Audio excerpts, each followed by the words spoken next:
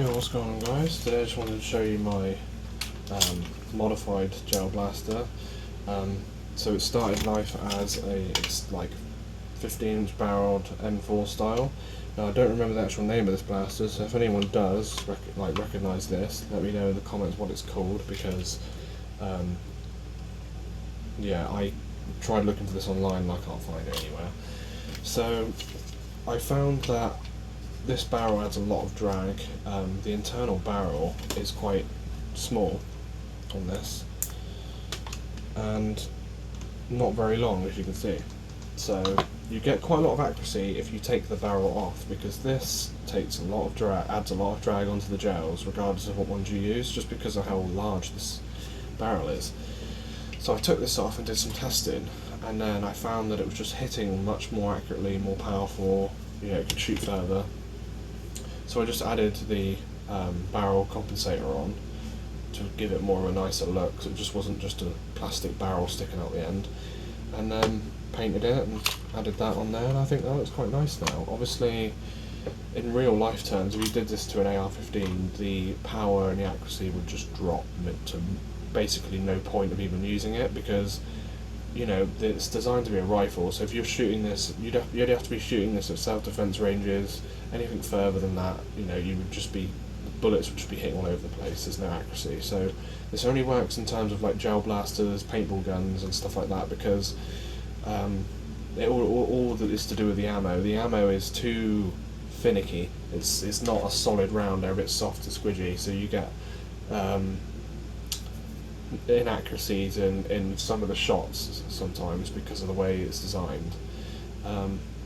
So yeah, with this setup it's getting much better accuracy and stuff, like I said.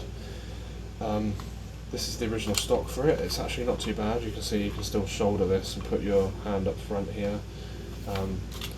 If you like the all black look. This came all black as well. I didn't paint this. This is the only thing I painted was this part here, so you couldn't see the adhesive. The compensator, everything was already black. When I ordered this, this is when gel blasters first came out. I ordered this a couple of years ago. So yeah, this is a G&G armament stock, the Gellsoft 4 stock. It's quite a praised stock. Everyone quite likes this stock. It's hefty. It's got a good length to it. It's got a bit of rubber on the back too, and you can see it's quite stiff. You could probably use this on a real rifle. This has quite a lot of length to it, so when it's fully closed, you actually get a couple more inches of length on the stock because of the rubber pad mainly. But you can see that's like an inch or two, and that does make a difference. I'm like 6'2", 6'3", so when when I shoulder this, I don't really have to try. It just goes straight into my shoulder, as you can see. That's how you can tell. When you put the rifle here and you just line it up, all you got to do is bring it up like that, and it should just go straight into your shoulder. All you're doing is lifting it up. It's the shape of the stock and the gun that should line up into your body. Of course, you can extend it if you really wanted to, but all that is bringing it further away from you, making the gun larger technically. So it does add a bit of extra weight, this too. So it's a bit rear heavy with this stock. So if you want like a small setup, you could even use it without it. Just use the buffer pad. Of course, you won't be able to put your slings on then. I do have a nice sling for this, and it just looks the part when you've got a nice sling on this, and you can have it, hanging down off the side. It's best just to use the original stock that came with it. It's pretty much weightless, and you can extend this quite far out, as you can see. If you really wanted to, you could have it all the way out here. It's much larger at that point. I feel like you could just hold the blaster like this. But yeah, there's more options for slings on these stocks then, so you can have this hanging down, and it's not very large, so it's quite a good little compact setup if you were in like a Gellsoft war. What else I added to this is a rail on the side of here. Very good. I've done this quite unintrusively too.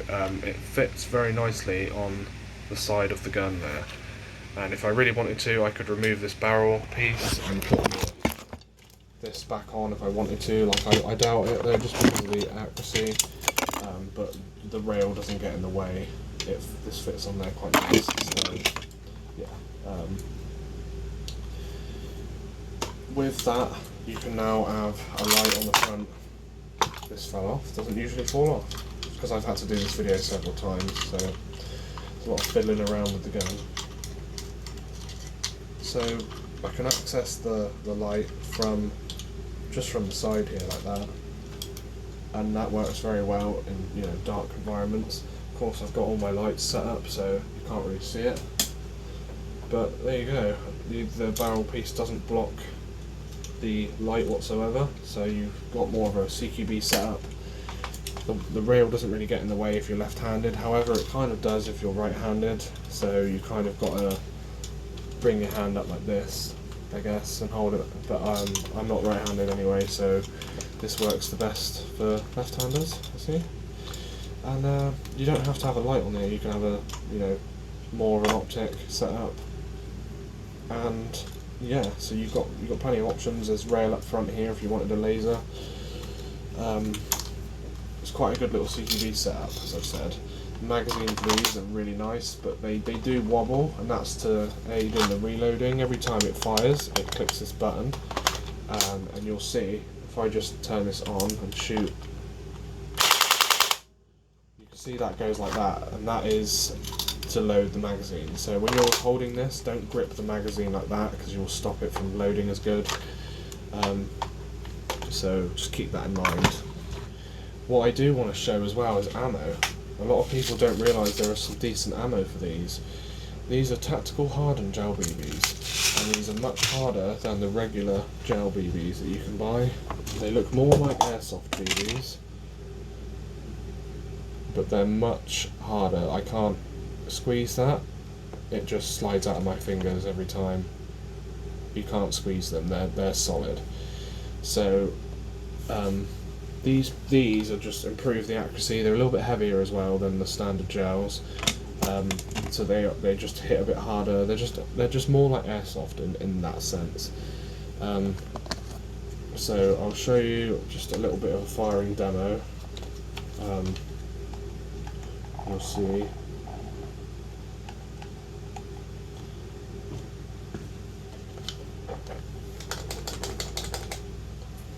So this has a built-in dropper on the bottom, so that any water just comes out. It's quite clever, to be honest. There we go, that's loaded. Let's set up some water bottles. Okay, I've just loaded enough to get a few going in there. Luckily this isn't gravity fed either, this is spring fed, so it will load it no matter what angle you've got this at, which is really good. Turn the optic on just so you can see it.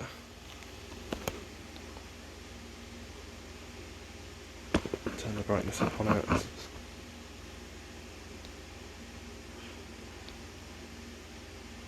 There we go.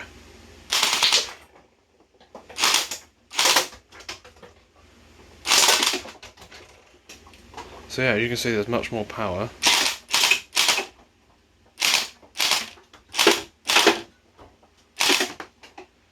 And the gel BBs, you see, they don't break as easy. They kind of stay whole. So keep that in mind. Even if you leave them soaking in water, they just stay. So yeah, this is just a much better little blaster now. As you can see, it shoots quite quickly. Yeah, there's not really much to complain about with this one now. It's really nicely set up. So thanks for watching, guys. Comment, rate and subscribe. And if you enjoyed this, drop a comment down below, tell me what you think, and yeah, see you guys in the next video.